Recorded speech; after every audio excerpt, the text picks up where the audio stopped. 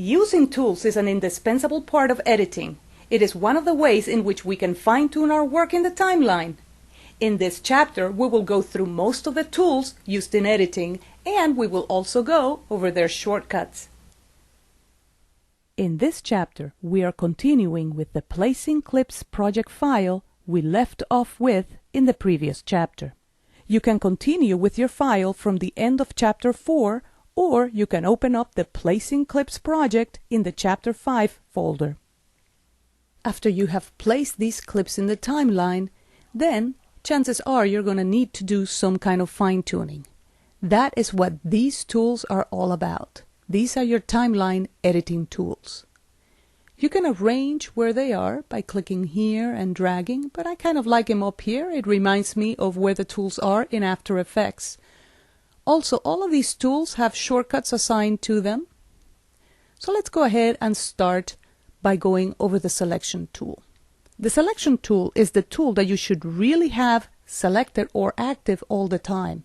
Its shortcut is the letter V, as in Victor. This tool pretty much does everything. It trims clips. Let me go ahead and zoom in.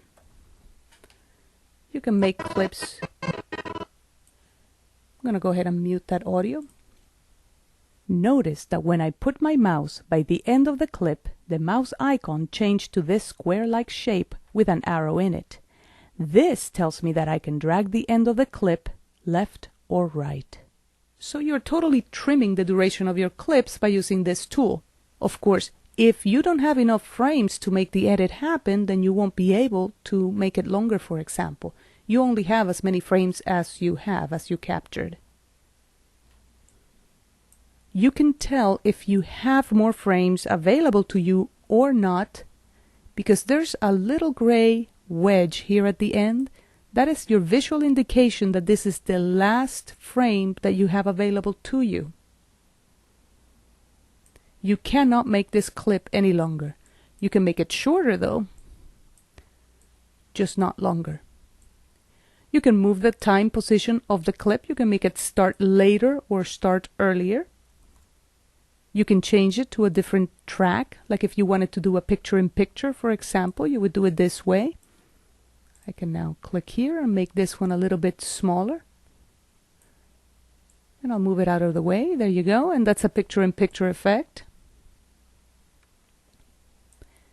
And we're accomplishing all of this with the Selection tool. In fact, I'm going to go ahead and delete the audio. I'm going to zoom out. I'm going to make this clip right here a little bit shorter. Notice that when I make the clip shorter, it actually leaves a gap in here. What we need to use in order not to have the gap is the Ripple Edit tool. Well, the Selection tool is also the Ripple Edit tool. And it turns into that if you press and hold the Command key on the Mac or the Control key on Windows. So I'm going to go ahead and undo. Control or Command Z is undo. And I'll zoom in. Best practice is to place the CTI where you want for the edit to happen. For example, I want to trim the clip to here.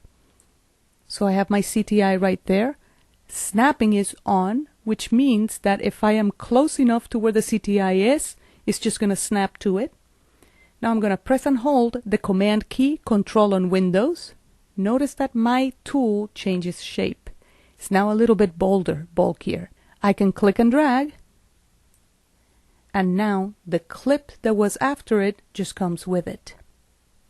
I can also make it longer.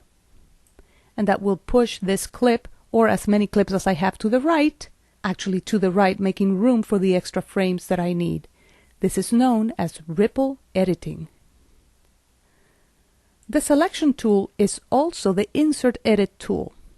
I'm going to go ahead and delete all of these markers. I right-click one of them. Choose Clear Sequence Marker, All Markers, and there you go, now they're all gone. Now let's imagine for a second that we made a mistake and we don't want to start with this clip. So this is the bird on the sign. We actually want to start with a boy on the beach. Most of the time we would do this. We would drag this clip up. We would move the other ones out of the way. We zoom in a little bit more. And now we would place this in that space. Well, that's just too many clicks. That takes too long. So let me undo a couple of times. Control or Command Z. And now I'm going to do the same thing, but this time, instead of so many mouse clicks, I'm just going to do one. I'm going to click in the middle of the clip by holding on to the Command key on the Mac, Control key on Windows, and now I'm going to drag. I want you to notice those white teeth that are to the left of the clip. This gives me the time location of where I'm going to insert this clip. When I release, there you go, my clips have changed position, and I did it with just one click and drag instead of 4 or 5 clicks. Again, this is known as the Insert Edit tool, and of course you get it with the Selection tool. The Selection tool is super powerful, and you should always have it active when you're not using one of the other tools.